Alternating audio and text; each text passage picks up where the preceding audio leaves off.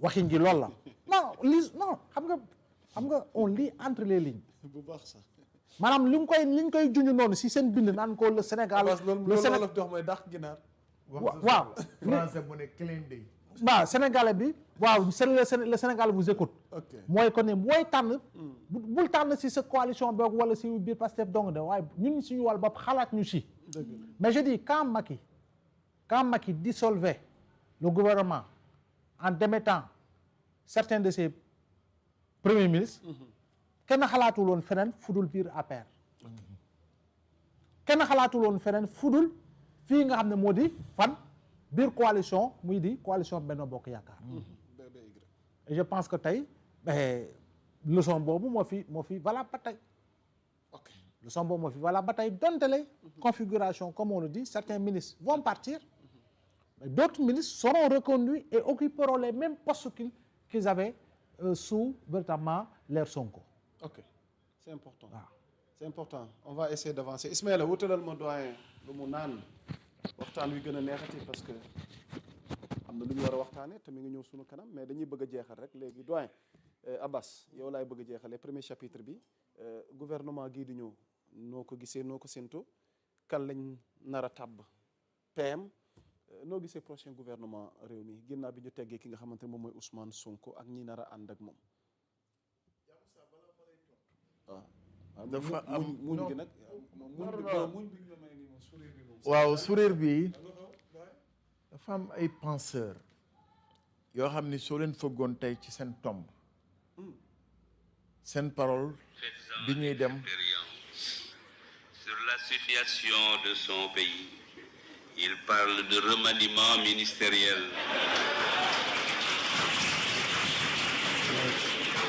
de querelle ou de limogeage politique. Que nos dirigeants politiques m'excusent, mais ils savent tous comme moi que ce n'est pas la politique politicienne qui développe un pays.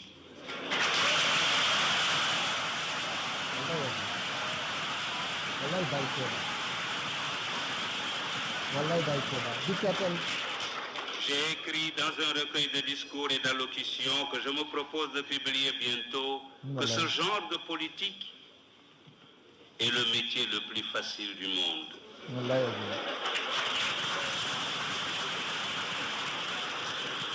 Il ne nécessite ni études, ni apprentissage. Plutôt que d'avoir de grands politiciens, cherchons à avoir de grands médecins, de grands ingénieurs, de grands professeurs, de grands spécialistes de l'économie et des finances, et même des savants. Les pays les plus puissants du monde ne sont pas ceux où la politique est reine. C'est plutôt le contraire. Alors là, mu nekkoon historique des propos de feu paix à son âme juge Kéba Mbaye par rapport ak contexte bi loo fa bëgg a fàttali foofu doyen Abbas Sow balaa ñuy ñëw ci l'amertume que j'ai de l'amertume au moment où tous les Sénégalais portent un espoir inestimable. C'est ce qu'on nous sert. Yamoussa Baye Kéba a résumé le contexte actuel. Ñaata at après son départ, on revit à chaque fois l'éternel recommencement au Sénégal. Peut-être c'est des rares fois qu'on a reçu cette situation de démission d'un président à l'Assemblée nationale. Mais le contexte politique du Sénégal reste le même de 1960 à nos jours. Est-ce qu'on aura avancé? Je dis non. Est-ce qu'on aura trouvé des solutions face à la situation des Sénégalaises et des Sénégalais? Je dis non. On n'a pas encore tracé une voie solide, une voie consolidante vers l'émergence du Sénégal, vers le développement du Sénégal, vers la satisfaction des besoins élémentaires. nekkaguñu ci yoon boobu. dëgg moo neex yàlla. dëgg. Chaque fois dàq nañu président voilà il est mis fin. On reconduit. On reprend une nouvelle politique. On reprend une nouvelle orientation. alors que le cap était fixé par le président de la République qui avait lui-même, himself, présidé le lancement effectivement de ce grand projet Sénégal Horizon 2050 où tout avait été intégré pour qu'au moins nous descende la mise en œuvre, la recherche de moyens pour permettre aux Sénégalais de s'épanouir. Malheureusement, ñaata at après, on revient à la situation, à la case de départ pour désigner encore un nouveau Premier ministre. Qui, c'est la question que tu m'as posée, dans un contexte pareil, il faut avoir un Premier ministre équilibré. Okay. Équilibré. Je ne détermine pas qui. Je peux avoir mon profil à moi. mën naa ko wax bu may jeexal. mais ki ma bëgg mu nekk tey jii premier ministre face ak contexte bi na doon ku ñu rus fii ku ñu rusul doo nekk premier ministre. ku ñu rusul laa la wax ci cër ci ndombal tànk ci xam-xam ci dal buñ la defee premier ministre nga woyadi kuñ ko jox rek na nga xool critères yi ma la wax boo amee benn boo ci raté rek bu yeboo nga bàyyi. tu auras échoué ta mission en 2 mois d'exercice. su ma doon dee bon du ma ne su ma doon jomaay waaye su ma bokkoon ci ñiy fal wala ki muy fal. gouvernement bii di ñëw nan la war a def. premier ministre kenn laa koy tabb muy le général Birame Diop. nit ku dal la nit ku am njàng mi la nit ku am xam-xam bi la nit bu mën a yore sécurité publique. dañ ko soxla profil boobu man su ma doon désigner moom laay jël ne ko doxalal ma man Abass Sow su ma doon désigner mooy profil bi ma doy. mooy borom xam-xam bi ma doy mooy nit ku dal ki ma doy mooy nit ku mën a wax ak sax ñi mer ki ma doy. jërëjëf moom yaakaar gi ma am ci moom yàlla nañ ko tabb. voilà un homme juste et équilibré qui sait nager même en eau trouble militaire qu'il est face à plusieurs défis yi nekk dans la sous-région dina ci am une vision claire éclairée et apaisée. Macha Allah. léegi nag la ca des c'est aux techniciens de l'organiser et techniquement il est bon. C'est important. man bu dee boo ma laajtee profil ma yoroon sama bic rek tey ma ne premier ministre bii laa soxla pour mu uutu Ousmane Sonko donte nag dina métti xam nga lu tax Ousmane Sonko dafa placé woon curseur bi à un niveau jamais égalé au Sénégal dugal fa ay ambition yoo xamante ni même kii cak-cak sax dafa amee ambition boobu rawatina nag jigéen ñi ndaw ñi mag ñi ñëpp àndoon ni le Sénégal ci raay bii lay tegu léegi nag changement am na ñu nangu ko fa ñu jëm nag du man du Abdoulaye Mbow du yow du keneen kenn dong képp la ko jox mooy ki am sañ-sañu génne ak ki am sañ-sañu tabb muy le président Bassirou Diomaye Diakhar Faye ñi ngi xaar nag ñun ñi ngi xaar man maa ngi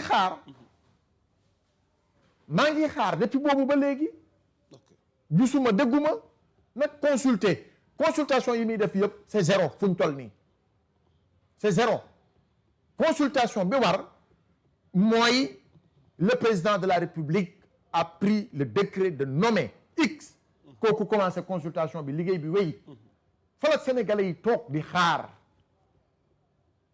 yaa Moussa ñi ngi ci contexte bu métti boo demee ci dara li nga koy xam da ngay gis ñuy ñëw di jooy pour ñu wàññil leen xar ay 10 000 ki 15 000 la ñuy waxaale. jërëjëf parce que dëkk bee métti. métti gii nag lu koy saafara du politique politicienne naka sama baay Kéba Mbaye waxee ma naw ko lool man damay génneewaat ay discours am di ko duglu ma ne kii nii lu tax Sénégal ricc amuñu président bu mel ni moom. macha allah am na solo. sur l'éthique. sur l'éthique. c'est important Baye Kéba. Sénégalais yi. ñu mel nii la ñu war a rendre hommage. ok ci seen xam-xam. te la ñu liggéeyal réew mi te kenn xamu leen. foog ñu indil ñu ndox Ismaïla indil ndox wax ko daf koy wax Ismaïla indil ñu ndox parce que li ñuy wax nii dafa métti. yaa ngi dégg yaamu sax Baye Kéba Mbaye yal na ko yàlla yërëm te xare ko ajana kenn gënu koo bëggoon réew mi ay doomam ay modèle lañu for naa sax ci weewu bay ni ñoom bu ñu mësaan toog teg boolu añ balaa ñoo waxtaan ñaata livre nga liir xam-xam la ñuy waxtaane balaa ñuy sëgg ci bool bi yaamu sax foofu la réew mi war a toll. ndeysaan ci ay valeur ñu liggéey te wàññi wax bi nee na je le cite le défi mooy ñu relever ay médecins ay borom xam-xam ay kàngam ay électromécaniciens et cetera foofu la curseur bi war a nekk pas que fal naa diw folli naa diw débat wu Sénégal fal folli xuloo xiiroo ŋaayoo dagg sant ci ay turu jàmbur. jërëjëf doyen ma nga da nga bëgg ma daal. nga taxaw foofu ñu jéem a avancer kon baax na parce que fa nga toll am na solo vraiment nag dañ bëgg xam naa dugg ci sujet bi nga xamante ni internautes yëpp boobaak léegi ñu ngi ciy xaar yaak Abdoulaye Mbow seen décryptage alors ma dégtal gars yi xibaar bi nga xamante ni moom lañ jot sànq mu tukkee assemblée nationale ci ki ko jiite deuxième institution du pays El Malick Ndiaye mooy wax ci ay kàddoom mes chers compatriotes. Après une profonde réflexion mûrie dans le silence, la responsabilité et le sens de l'État, j'ai décidé de démissionner de mes fonctions de président de l'Assemblée nationale du Sénégal. Cette décision procède d'un choix personnel, guidé avant tout par ma conception des institutions, de la responsabilité publique et de l'intérêt supérieur de la nation. Depuis mon élection à la tête de l'Assemblée nationale, j'ai consacré toute mon énergie avec l'ensemble des députés et l'administration parlementaire au renforcement de notre institution, à la consolidation des principes de transparence, de contrôle et de modernisation, ainsi qu'au rayonnement du Parlement sénégalais sur les scènes nationales et internationales. Je rends grâce à Dieu pour l'immense honneur qui m'a été accordé de servir le Sénégal à l'une des plus hautes charges de notre République. J'exprime ma profonde gratitude aux députés de la majorité comme de l'opposition, au bureau de l'Assemblée nationale, à l'administration parlementaire, aux membres de mon cabinet, ainsi qu'au peuple sénégalais pour la confiance, le respect et l'esprit de collaboration dont j'ai bénéficié tout au long de cette mission. Je tiens également à adresser mes remerciements les plus sincères aux militants, responsables et sympathisants du parti PASTEF, sur la liste duquel j'ai été investi. Leur engagement constant, leur fidélité aux idéaux de transformation et leur confiance ont constitué pour moi une source permanente de force, d'exigence et de responsabilité. Au moment où je quitte cette haute fonction, je demeure profondément convaincu que la stabilité de nos institutions, le respect du dialogue républicain, la préservation de la paix civile, de la cohésion nationale et de l'intérêt supérieur du Sénégal doivent demeurer en toutes circonstances notre boussole commune. Je poursuivrai avec le même engagement et la même fidélité au peuple sénégalais mon action au service de notre démocratie, de notre République et de notre ambition collective pour le Sénégal. Dans les responsabilités publiques comme dans les épreuves de la vie nationale, il est des moments où l'intérêt du pays commande de privilégier la hauteur, le discernement et le sens du devoir. C'est dans cet esprit et dans cet esprit seulement que j'ai pris cette décision. Que Dieu protège le Sénégal, bénisse notre peuple et nous guide vers davantage de paix, de justice, d'unité et de prospérité.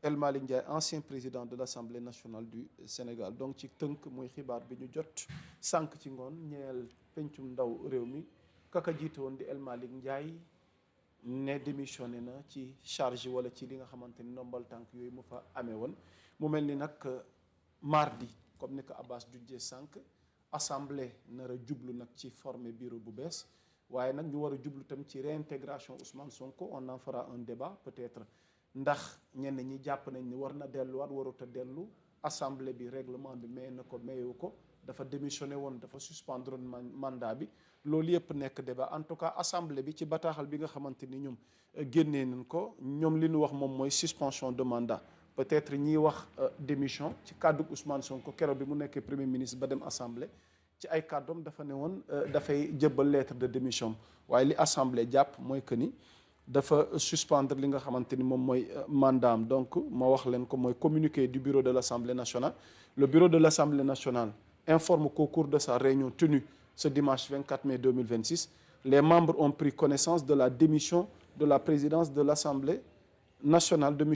Malick Ndiaye. Le bureau en a pris acte et a salué à l'unanimité le bilan du président Malick Ndiaye, tout en appréciant à sa juste valeur ce geste hautement républicain. Conformément aux dispositions de l'article 124 du règlement intérieur de l'Assemblée nationale, le bureau a également examiné la demande de réintégration du député Ousmane Sonko, qui avait suspendu son mandat.